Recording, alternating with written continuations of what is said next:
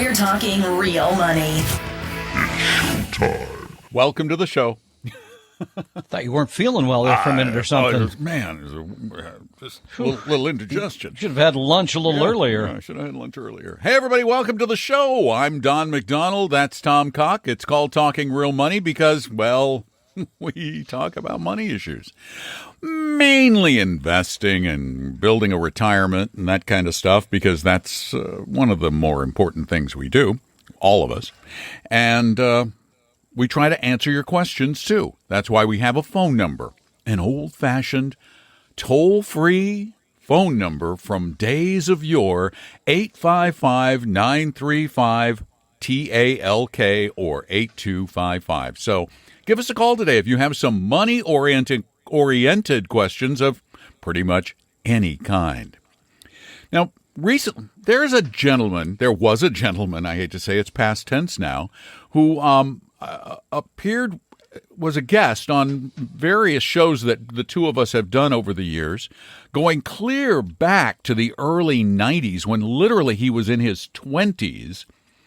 And he was an early adopter of the concept of index funds and diversified investing. And he died last week of lung cancer at age 62. His name was Jonathan Clements.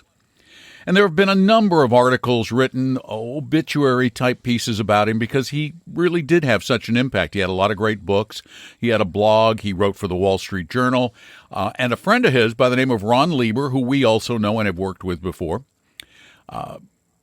wrote up his own piece after going back through Jonathan's old writings and found 5 things that really stood out as brilliant bits of advice that are a little off the beaten path. He calls them pearls of wisdom. These are fascinating. They're not all they're not money about related, really. No, they're not all. Yeah, so they're about number money, one, though. Yeah, they are about money. That's fair. Number one, he says, this is what he wrote. When I talk to college students, I don't tell them to follow their dreams. Hear that again. Don't tell them. I tell them instead to focus on making and saving money. Now, that's funny from a guy who never made much money, right? He was not in this for the money as a writer. No, but he did save and invest very well. That's the point. Yeah, and I think that's what he's saying, making and saving money, and that means investing it too. But what I think he's saying is don't pursue your degree in French literature unless you're pretty sure you're going to get a PhD and teach it. But he also says maybe early on you could be a great, and this is so true, earner and a saver, because if you can do that for 10 or even 15, 20 years, then after that you can pursue your passion with less vigor with the money, right? Because you will have saved enough and it will grow in that time. Right. I think that's fair. And I think it's really spot on because in essence, that's what I'm a great example. I had to work and work and work and work, and I had lots of dreams I didn't follow, and now I'm kind of doing those things. That's a good point. And I can afford to. Second one's great for me for my the sports franchises I follow. Winning isn't everything, but losing is really something. But not losing is really something. In other words, that's the banner in the Raiders locker room. Losing is really something, and we're really good at it. No, it says not lose. What he's saying is something that we have talked about many times on this program. You don't always have to pick the best mutual fund or exchange-traded fund or investment, but if you eliminate the really bad ones that have high fees, right, that where advisors charge too much or you put in annuities that are expensive, if you eliminate those things, sort of get rid of all that stuff, you probably do pretty well. So in other words, you don't need to be smart, just don't be stupid. Yeah. Oh, that could be the Raiders one. You don't have to be smart. You don't have to be smart. Just don't be stupid. Painful. Yeah, well, they're not following that very closely. All right, wait a minute, those I are got to two of them. copyright that one. This is from Jonathan Clements, who passed away recently after an extensive 40-plus year career writing for the Wall Street Journal. I think you can still go read his work at humbledollar.com as well. I think that's still his website, and they updated that. But he also adds number 3, the tax man favors the patient. I love this. The tax code is stacked in favor of savers, he wrote in the little book of Main Street Money. Pre-tax savings in your 401k, health savings accounts, 529 accounts. These are things that you've heard us talk about ad nauseum because you get the tax deduction. The money goes in. It grows without anything happening tax-wise until you take it out. I mean, that's really a pretty good deal compared to having a taxable account and trading and doing all those other things that's going to be expensive and taxing. And, this next one is exactly the opposite of what John Bogle once said on this show. Indeed, that's true. John Bogle, his saying is, don't just do something, stand there. Instead? He says, don't just stand there, do something. Yeah, but he's talking about different your life. Things, right? Yeah, different life. Yeah, he's talking about in your life, put down the TV remote, back slowly away from the television. I don't know why you have to back slowly away. And do something where you're a participant, not an observer. I think that's great advice for any age. I hope a lot of people are getting rid of the video games and getting out on the fields and doing other stuff and staying active. But that's what he's talking about here. It really is absolutely spot on. Great advice. And it's not really financial, but it does have a place in your money life. Don't do too many somethings, though, when it comes to your money, and that's what John Bogle's advice is about. 855-935-TALK. Tom and Don are talking real money. Hi, Don McDonald here. So, what's your plan for retirement? No, really. What's the actual plan? Because hoping the market goes up, stockpiling random investments, and praying your gut instincts are smarter than Wall Street is not a plan. It's a guess. And when the market gets bumpy, and it always does, guessing leads to second guessing. And second guessing leads to panicking. That's why you need more than a portfolio. You need a purpose, a strategy, a real financial plan built just for you by a 100% fiduciary advisor who's legally obligated to act in your best interest. Imagine that. Start your plan today with a free, no-pressure meeting at TalkingRealMoney.com or call 800-386-3004. That's TalkingRealMoney.com, because your future deserves more than crossed fingers and wishful thinking. By the way, no sales pitch, no obligation, just smart help for real people who want to stop guessing and start planning. Appella is an SEC-registered investment advisor. See AppellaWealth.com or the firm's Form ADV for more details. Your guides to a really great financial future. Tom and Don are talking real money. It is a pity that we have to lose someone like Jonathan Clements relatively early. I mean, he died at 62 because there really are so few people writing and talking about money in the way that we believe it should be written and discussed.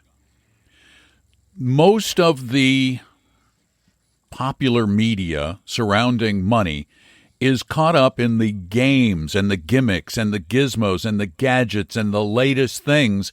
And there are really very few voices out there that talk about a long-term, low-cost, sensible, not stupid approach to managing money. Yeah, there's a lot of Robert Kiyosaki's, for example, that are just trying to be as loud as they can, where the advice is not good, where the advice is it's dramatic, but it's very much around the moment, and this is why you have to do something today. And I get the sense, especially with him, that it's self-interested. With Jonathan Clements, I don't think that's why he did it. I think he looked at the field, he realized what was right, index funds, common sense, avoid high costs, etc., buy and hold, and he wrote the right thing for decades. You're right. It's harder to... Ron Lieber would be on that list, certainly. Jason Zweig. Jason Zweig. Our friend Paul Merriman would be on that list. He writes regularly. Christine Benz. Of course, Christine Benz, who, by the way, is coming to Retire Meet next year. But it's funny, though, if you go to the CNBCs and the Fox businesses of the can't world, find them. And the Investors Business Dailies, and the even Barron's Market Watch... I know Paul's on Market Watch, but other than Paul, the garbage is winning. And a perfect example, I think I sent this to you today. I just read it this morning through my newsfeed in Apple, through Kiplinger's, which we used to admire, and I cannot admire them anymore. An article by a guy by the name of Jeff Juniper, who calls himself an investment advisor representative, because he is. He has an RIA, but it's actually through another firm. The entire article is about what is great about annuities. and why you should own them. And it strikes me that here we have another one of these guys who hides behind the fiduciary costume mask of a registered investment advisor, but uses that as a trick, as an illusion to bring you in and then sell you a high commission annuity, because nowhere in his article does he mention the really bad stuff about annuities. He talks about how good they are. So I know this thing's a sales pitch, and Kiplinger publishes these stories as if they're legitimate journalism, and it annoys the heck out of me. We're losing a lot when we lose somebody like Jonathan Clements. Yeah, the editorial is paid. The editorial, as I said, is self-interested, and the editorial is not independent of whatever group they're associated with. Yes, that's painful. Clements, by the way, we didn't finish the 5. The last one was no, really do something. He said there's a reason the world's gardens are full of benches that nobody ever sits on. We aren't built for leisure or built to relax. Rather, we are built to strive. That's kind of remarkable if you think about it. And I know you have your little pattern, right? You get up, you do your thing there in your studio, et cetera. I feel way better when I go to the office and I'm around everybody in the activity here. When I do my Fridays from home, don't love it. I think well, then go into the office on Friday. I know. I probably should. They probably go, "What? Leave us alone." Not you. The door is barred. Not but, you again. Get out of here. It's he makes it correct that, and we've talked about this many times in retirement. We still need fulfilling work. It doesn't necessarily have to be a paycheck, but you've got to be fulfilled. You and I have the show. We've got other things that we love, that we're engaged in, that we could continue to do for a very long time until they bar the door. Mm-hmm. And so we're kind of lucky. But I would urge anyone near retirement to think that through, because I see a lot of people that struggle with it. I'll put it that way. And a little spoiler for next week's Q&A show. I was shocked at the number of people who called in questions about retiring early again. The retirement early thing seems to be back. And I wonder, what is it that you're going to do? You better have something to do that requires some effort on your part. Otherwise, as he said, we're not made to do nothing. We need to do something. Doing nothing gets old really fast. The vacations, the golf. Absolutely. After that for a while. Yeah. I find even when I'm on vacation that after a few days, I'd rather be back in my studio creating a podcast or reading a story or doing some voice work or something like that, things that I just love doing. I just figured out a vacation where the two of us are going to meet up here in a few years, too. I haven't even told you about this. But is it a working vacation? Could be. Is it in my studio? No, I would go on vacation and just want to be in my studio again. You still haven't been to one place in the world that every person should go at least once. My wife and I were talking about that actually. And I know the date day and when to go. Before yesterday. Yeah, so we were looking at Disney this. Vacation Club opportunities, and we saw I've how been to the place you like there. few points it takes to get into Aulani. Really? Because tourism is down? It's big, and they haven't sold it out. Oh, okay. So there you go. So that's where we are going to meet for vacation. We're going to Aulani? I've already thought it through. I probably will not stay there, but you can. Well, see, I'll stay nearby. There's all kinds of great stuff right there. So. I can get a 3-bedroom villa at Aulani. That sounds a little too cozy. It's huge. I'm sorry. And then we're good pals, but let's not get carried away. I wasn't thinking that permanent of a location. No, if I'm there, I'm bringing the gear. I'm working. That's it. When am I going to sit on the beach? No, I don't want to learn sunburned. to surf together. I already got that is not happening. That would be like certain death for me. If that's how you want to take me out. Okay. 855-935-TALK. Give us a call. Tom and Don are talking real money. For your real life and real future, Tom and Don are talking real money. And I want to go back for a second to that article from Kiplinger, because I went down and read the bio of this Jeff Juniper of Juniper Wealth Management in Arizona. And this bio says that He specializes in comprehensive financial planning, including income, investment, tax, health, and legacy planning. He is a licensed Series 65 investment advisor representative and a fiduciary committed to providing personalized strategies that help his clients keep more of what they earned and make retirement years truly rewarding. Then I go to his website. His website. Okay. And one of the pages there is called Annuities, the Basics. And it talks about indexing annuities. They're indexed annuities, not indexing annuities, but he calls them that throughout the article. He goes on and on about what's good about them. And I read the whole page. Now, this guy claims to be a fiduciary, right? Not once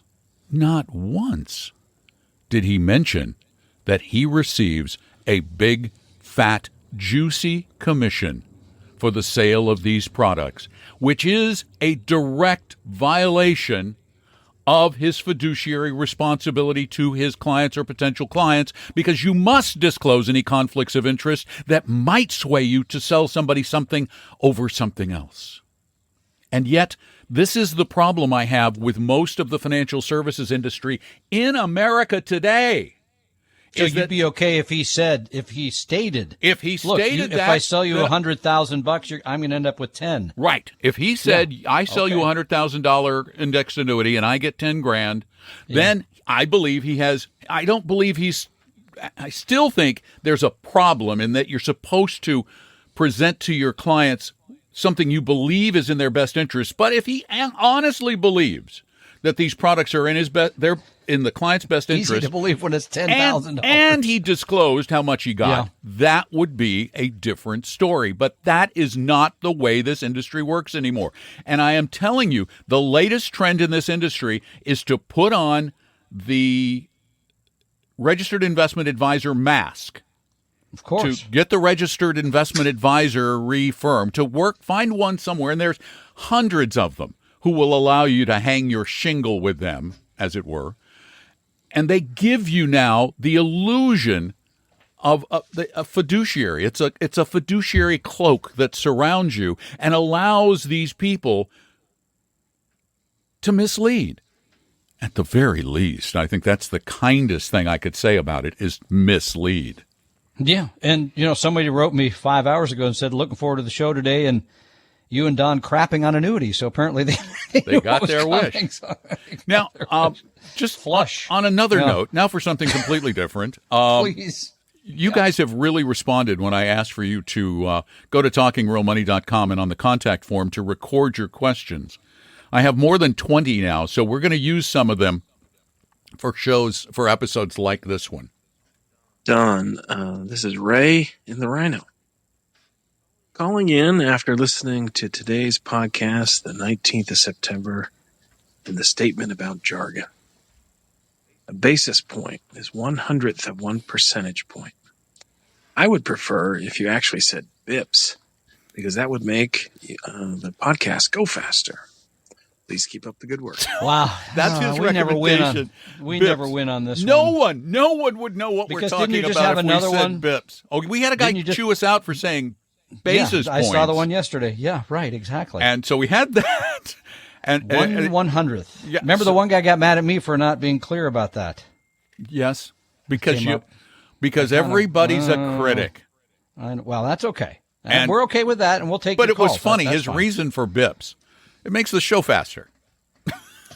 Can't you? There's another guy who called me once who runs the show at like 1.5 times the podcast. Yeah. I can't do that. Which wouldn't be harmful to your voice, but mine, horrible. That would be an awful Well, actually, the new technology, doesn't change the timbre, doesn't change the tone.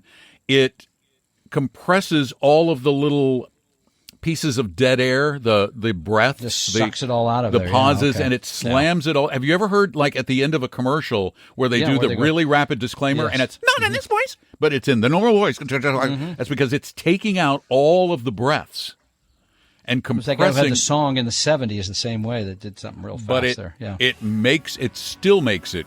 I mean, I get dizzy at one. Basis point is 1/100th of 1%. We will endeavor to say basis point, bips, and 1/100th.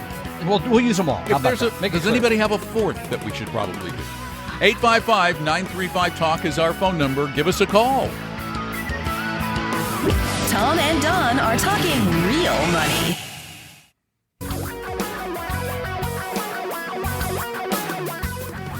Reality radio for a really great future. We're talking real money. What did they say in Cool Hand Luke? We have a failure to communicate or something like that? Well, here's the thing. I get them text, and so it was a different person last week than this week. That's true. It is a different person. So we have different people. So, okay. Anyway, so we've apologies. 855-935-TALK is our phone number, and let's go to Jeff. It's Canada. I was going to say let's go to Canada. Oh, pardon me. Canada, You're just Jeff. jumping right in. Trying to help. Jeff, welcome to Talking Real Money. Welcome to the United States of America. Oh, jeez. Guys, I do appreciate that previous question. It gave me a good laugh. Oh, the bips? Well, You guys are slipping. Yeah, I know. Basis Bips, points. 100, 100th, bullet points, whatever it is. How are you guys doing? Bullet We're doing points. fine. Not bullet points. We're doing fine, Jeff. No, we're not. No, we're No, not. we're not? No, we're not. Okay. Yeah, actually, all things considered, we are doing really well. All right. What can we do for you today, though? Good stuff. I've got a question, just a simple question about a bond ETF. I want to get your opinion on it. My friend Will is probably listening to this show as well, and I'm putting him on the spot because he's the one that recommended it to me. It's traded on the New York Exchange, so not up here in Canada. It's BINC. B as in boy. BINC. Yeah, B as in boy, I as in ice, C as in cream, and E as in elephant. Bice. Oh, BICE. BICE. Boy, Sugar and bice and everything nice. Let's see. I don't know what that is. Spell. Give me the. Sorry, guys. I got it wrong. It's BINC. Okay, the BINC. iShares Flexible Income Active ETF. Not thinking I'm going to like this just from the sound of it. Yeah. I'm driving. That's my excuse. Yeah. We don't have one, so that's good for you. No. Wow. Yeah, Look at all the junk in that portfolio. Trying to take a look at this here. Yeah. It is just laden with junk. It is just junk, and more junk. It's like junky. It's Look at that return. 50% junk. It's up 5.9% today. This is dividend. Well, so what? It's full of junk. Yeah. This is but get back to a basic. Yeah. Please elaborate. Yeah. Okay. Very good. At the most basic level, in investments, we believe in making money in stocks and keeping money in bonds. So that means the bond portion needs to be the safer, like treasuries, good corporate debt, et cetera, that's going to keep your money. It's going to make you something. It's yielding now still 4% Even those funds are up. I just looked at the intermediate term government's up 5.9. So you're still making money there, but you're not taking a big risk. This portfolio has a lot of risk in it. A ton of risk, and it's only for about 1% more in yield a year. Because its SEC yield right now is a little over 5%, and you can get 4% in high-quality intermediate-term bond portfolios that are, by the way, not actively managed and cost a ton less. This one is a 40 basis point ETF, and I believe last I checked, what is BND at 0.03? Yeah. Less than 1/10 the fees. So okay, that's great. yeah, your friend is Will's listening. I guess he's dead wrong. He's dead wrong. And it's active. So what he's doing is he's doing what so many people try to do, and that is outperform. We don't believe you should strive to outperform because most of the time it leads you to underperform because you get it wrong. Some win, but most lose. I'd rather be on the side of getting better or just getting average. I don't want to get better. I just want average. Give me average. I'll be happy. We just talked about this with Jonathan Clements. Eliminate the losing stuff and you'll be okay. This would be one that could lose. In a bad economy, this one really could take a beating. Yep. Okay, guys, great. Thanks for your help again. Thanks, Jeff. We appreciate you being there. 855-935-TALK. That's our telephone number. Give us a call. Quick note for all of you who are older people like us. and are trying to catch up in your 401ks we're going there in the pre-tax. Hey, that little change happening next year you may not have been aware of. Yeah, if you make over $145,000 starting in 2026, that catch-up, which I think this year is $7,500, I think it's going to go to $8,000 next year. That's on top of the $23,500 you could save. Mm-hmm. That's all going to have to go into Roth if you do the catch-up. So this will affect both of us because we're maxing ours out. Right. I'm maxing out the pre-tax because I know I'm going to make less money in retirement than I make. I know. So, sorry, next year we're going to be making contributions to our Roth 401ks for the catch-up portion. I don't know how it's all going to work. But it just means our taxes, the taxes we pay the IRS next year, will go up a little bit. And this is something that for years I have said they should do with all retirement savings, period. All Roth. Collect the money, put the money in, and then you don't have to worry about requirement. It's all gone. You take it out anytime you like, tax-free. So make the whole thing Rothy? Yep, and thank you for that. And guess what? The government gets its money now, which apparently they believe they need. So there you go. Believe they need? I'm pretty sure they need. If I say they need, then that turns into a political statement that I would get pilloried for later. Just saying, because all you have to do is look at the debt. And you go, okay, but couldn't we cut something? I'm just saying that would be the thing. You mean that other cut spending? Yeah, that haven't we cut any spending that we can? I have no idea. The whole I'm not going there. The whole thing's been bulldozed. Bulldozed. That's great. I love it. All right. Anyway, so you got to do that. So get ready for if you make over $145,000 a year. If you make over $145,000 a year, yeah. And remember. You can call us here on the show at 855-935-TALK. If you miss us on the show, if you miss us on Saturday, you can also go to talkingrealmoney.com and send your questions in there. You can speak them or you can type them. So we have a lot of ways of putting your questions, and the occasional comment to us. Go to talkingrealmoney.com or call 855-935-TALK, and we'll return momentarily. Tom and Don are talking real money. Your guides to a really great financial future. Tom and Don are talking real money.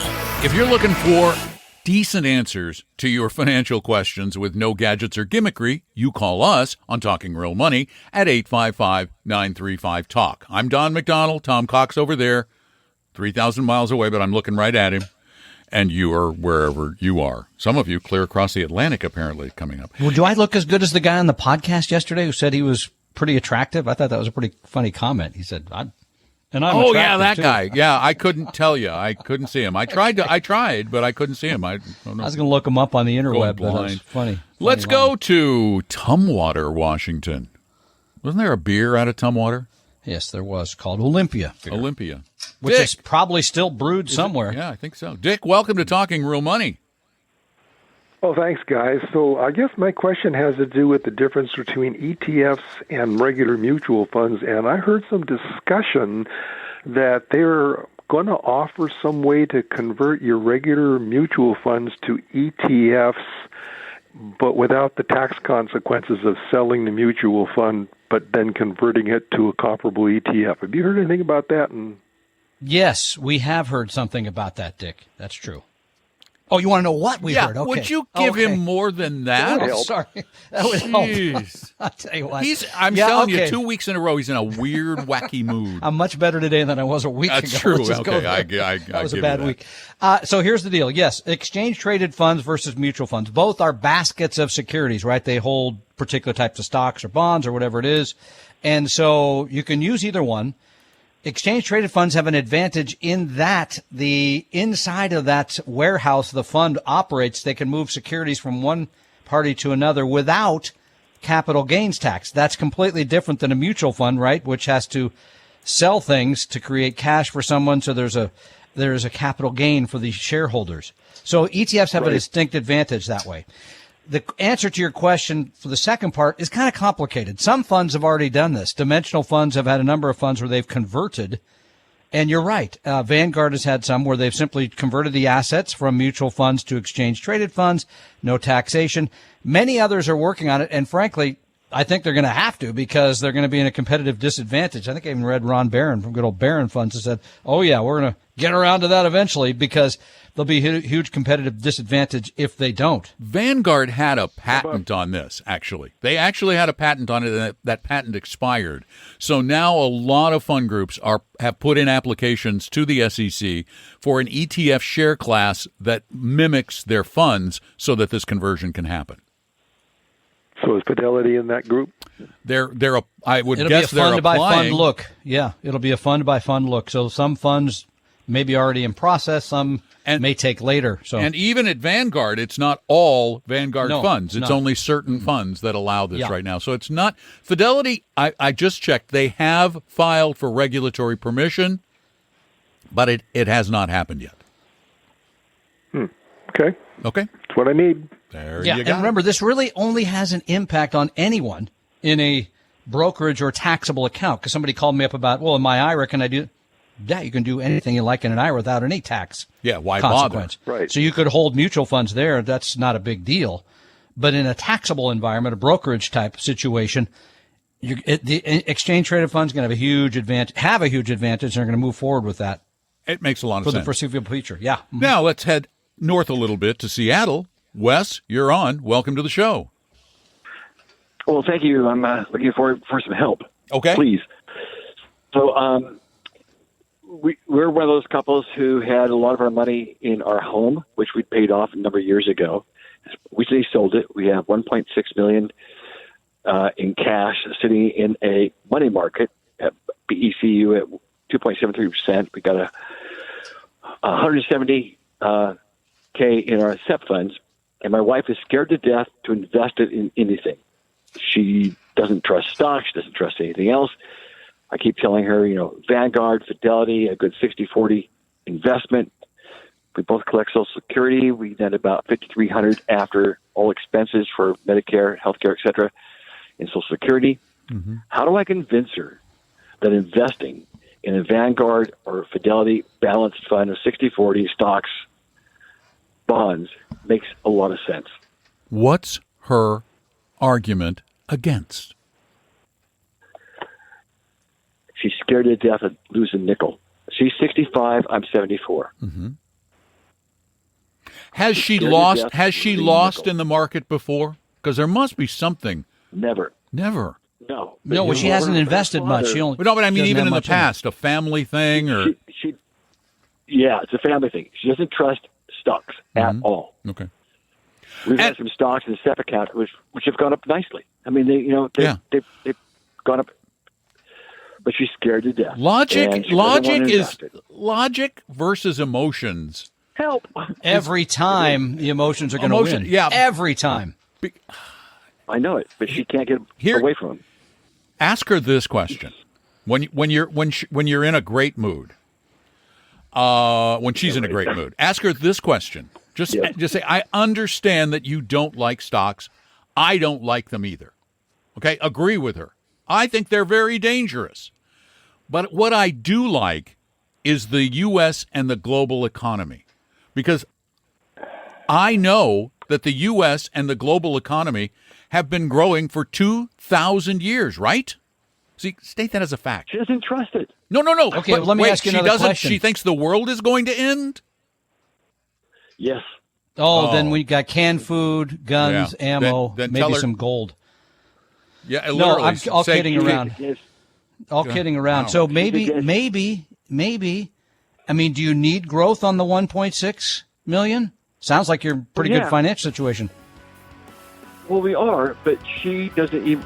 I'm trying to tell her that that's a different topic, because that would, if you did a plan that shows you need return on that, maybe then you could turn the dial a little bit. That's what I'm saying. Oh, why don't you go visit an investment advisor, a good one, like a fiduciary one? Tom and Don are talking real money.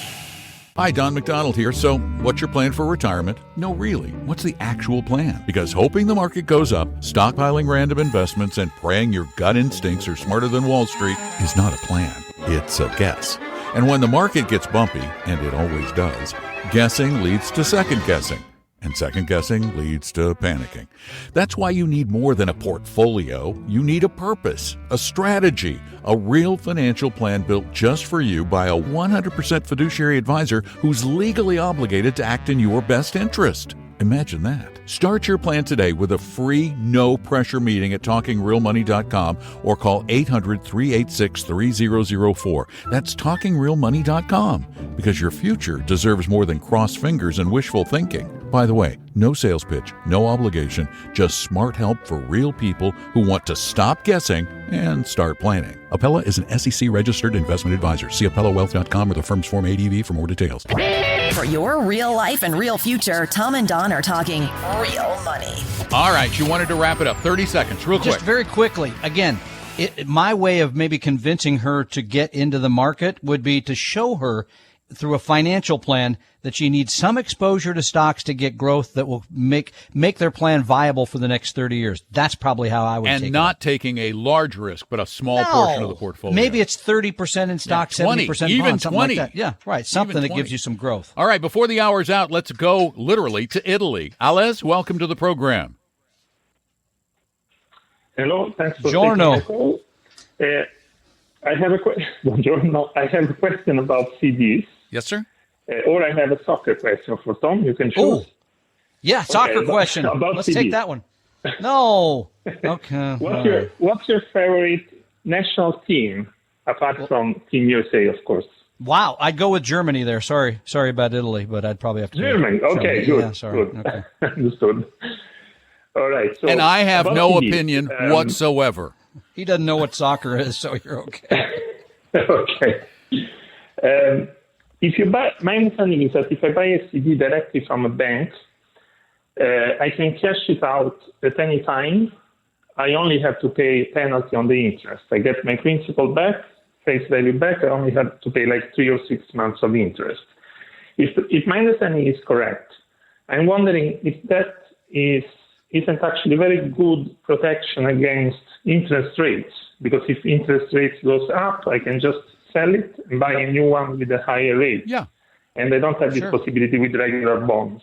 Yeah, There's a better way to do that, it would though. have to be a big swing in interest rates to make it worthwhile because of the loss of interest. It's not going to be huge. But, yeah, the better way is probably a ladder, right? Ladder, yeah, you ladder them up. You do a 3 months, 6, whatever period of time you want. 1 year, 2 year, 3 1 year. year, 2 Yeah, year, you something keep like that, emergency money for less than a year, and then you have a 1 year, 2 year, 3 year, 4 year, 5 year. I have a CD ladder just like that.